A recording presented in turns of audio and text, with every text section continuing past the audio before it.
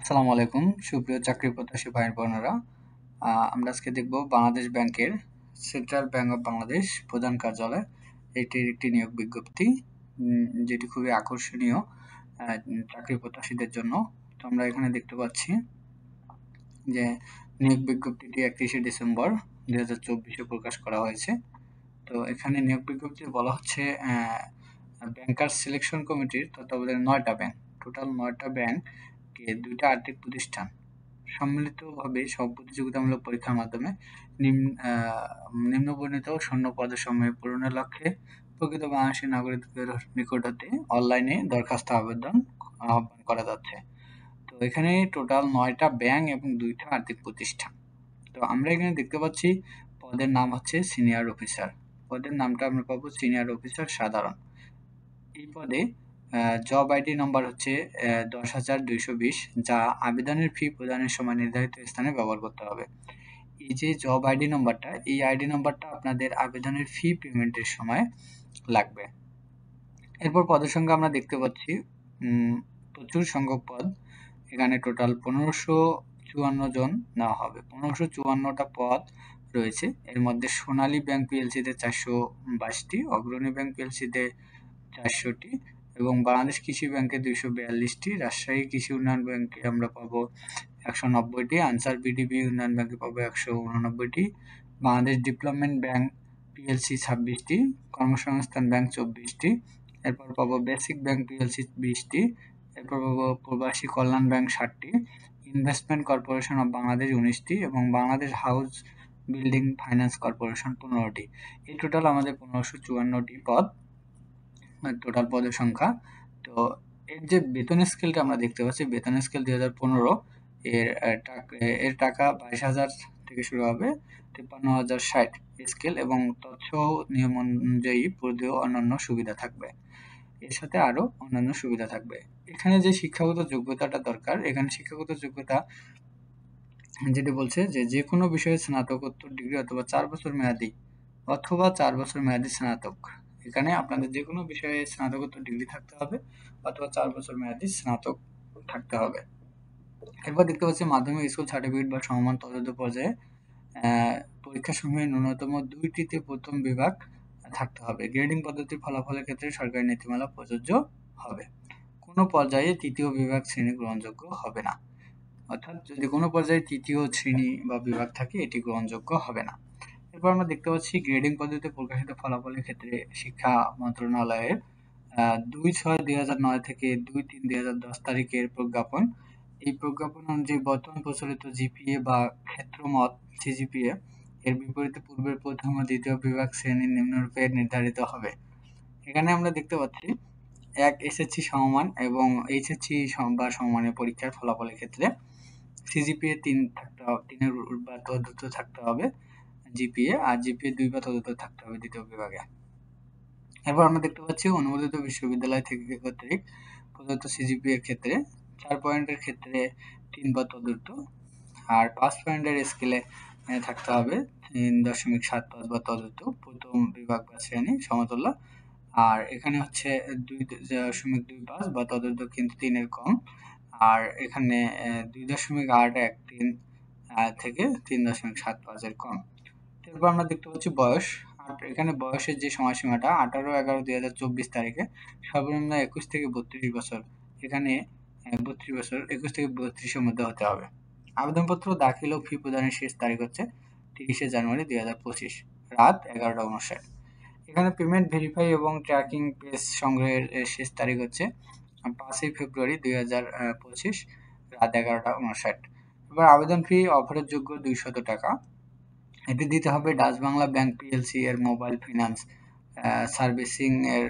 Services রকেটের মাধ্যমে, অর্থাৎ এটা শুধু রকেটের মাধ্যমে পেমেন্ট হবে। প্রিপেড পেমেন্ট পদ্ধতিতে আবেদনকারীকে নিজের অথবা এজেন্ট অ্যাকাউন্ট ব্যবহার করে ফি প্রদান করতে হবে। এখানে যে আবেদন পদ্ধতিটি রয়েছে এটা হচ্ছে অনলাইনে প্রথমে রেজিস্ট্রেশন করতে হবে। অনলাইনে রেজিস্ট্রেশনটি আপনারা বাংলাদেশ ব্যাংকের নিয়োগ সংক্রান্ত ওয়েবসাইট, এই যে ওয়েবসাইটটি রয়েছে erecruitments.bp.org.bd, এটাতে নির্ধারিত সব পূরণের মাধ্যমে অনলাইনে নিবন্ধনকৃত আবেদন করতে হবে। আবেদন দাখিলের বিস্তারিত নিয়ম ও শর্তাবলী ওয়েবসাইটে পাওয়া যাবে। এরপর আমরা পাবো সিবিআইডি নাম্বার। সিবিআইডি নাম্বারটা আসলে কি? এটি বাংলাদেশ ব্যাংকের সিস্টেমে ইতিপূর্বে নিবেদনকৃত প্রার্থীর বিদ্যমান সিবিআইডি নাম্বার এবং পাসওয়ার্ড ব্যবহার করে আবেদন দাখিল করতে হবে। আর নতুন প্রার্থীরা অনলাইনে নিবন্ধন সম্পন্ন করলে একটি সিবিআইডি নাম্বার এবং পাসওয়ার্ড প্রাপ্ত হবেন, যা ভবিষ্যতে ব্যবহারের জন্য অবশ্যই সংরক্ষণ করতে হবে। একজন প্রার্থীর বিপরীতে একের অধিক সিভি তৈরি করা যাবে না। অর্থাৎ আপনারা একবার যদি বাংলাদেশ ব্যাংকের অধীনে কোনো জবে অ্যাপ্লাই করে থাকেন, সেক্ষেত্রে আপনাদের একটা সিভি নাম্বার এবং পাসওয়ার্ড রয়েছে। এই পাসওয়ার্ড এবং সিভি নাম্বার ব্যবহার করে আপনারা খুবই সহজে আবেদনটি করতে পারবেন। এবং যারা নতুন ইউজার তাদের ক্ষেত্রে অবশ্যই আপনারা এই যে সিভির ইউজার আইডি এবং পাসওয়ার্ডটা আপনারা খুবই যত্ন সহকারে সংরক্ষণ করবেন ভবিষ্যতে ব্যবহারের জন্য। এবং প্রার্থীর বিবরণ, প্রার্থীর নাম, পিতামাতার নাম এবং জন্ম তারিখ অবশ্যই এসএসসি অথবা সমমানের সনদ অনুযায়ী অনলাইনে আবেদন লিখতে হবে। এরপর প্রার্থীর বর্তমান ঠিকানা, প্রার্থীর বর্তমান বসবাসের স্থান এবং নিয়োগ সংক্রান্ত চিঠিপত্র পেতে ইচ্ছুক ঠিকানাকে বর্তমান ঠিকানা হিসাবে উল্লেখ করতে হবে। এরপর দেখতে পাচ্ছি প্রার্থীর স্থায়ী ঠিকানা। প্রার্থীর স্থানীয় ইউনিয়ন পরিষদের চেয়ারম্যান, পৌরসভার মেয়র এদের প্রদত্ত একটা জাতীয় সনদ, যেটা ইউনিয়ন পরিষদ থেকে পেয়ে থাকবেন বা পৌরসভা থেকে পেয়ে থাকবেন, সেটি যে ঠিকানা, প্রার্থীর স্থায়ী ঠিকানা উল্লেখ করতে হবে। আর বিবাহিত নারী প্রার্থীরা তাদের স্বামীদের ঠিকানাকে নিজের স্থায়ী ঠিকানা হিসাবে ব্যবহার করতে পারবেন। তবে আবেদন দাখিলের পরে কোনো প্রার্থী বিবাহ বন্ধনে আবদ্ধ হলে যথাযথ প্রমাণ সাপেক্ষে স্বামীর স্থায়ী ঠিকানার অনুকূলে নিজের স্থায়ী ঠিকানা পরিবর্তন করতে পারবেন। এরপর ছবির যে বিষয়টা, ছবির বিষয়টা এখানে একটু ভিন্ন। এখানে দেখতে পাচ্ছি ইতিপূর্বে নিবেদনকারী প্রার্থীরা বিদ্যমান ছবি ব্যবহার করতে পারবেন, তবে নতুন প্রার্থী অবশ্যই নির্ধারিত স্থানে 600x600 পিক্সেল এবং ফাইল সাইজ 100 KB এর বেশি নয়। এরূপ মাপের অনধিক 3 মাস পূর্বে তোলা রঙিন ছবি সাদা ব্যাকগ্রাউন্ডে স্ক্যান করে আপলোড করতে হবে। ছবি তোলার সময় মুখ ও কানের উপর আবরণ রাখা যাবে না। সাদা কালো ছবি এবং ইনফরমাল ছবি আপলোড করলে প্রার্থিতা বাতিল বলে গণ্য হবে। এটা খুবই গুরুত্বপূর্ণ একটা বিষয়। এরপর এখানে স্বাক্ষর, স্বাক্ষরটি হতে হবে আপনাদের 300x80 পিক্সেল, ফাইল 60 KB এর বেশি নয়। তো এরপর দেখতেছি অর্জিত ডিগ্রির ফলাফল। অর্জিত ডিগ্রিতে যে ফলাফল পরীক্ষা নিয়ন্ত্রণ কর্তৃক প্রকাশিত সংশ্লিষ্ট ডিগ্রি প্রকাশের তারিখে অবশ্যই উল্লেখ করতে হবে।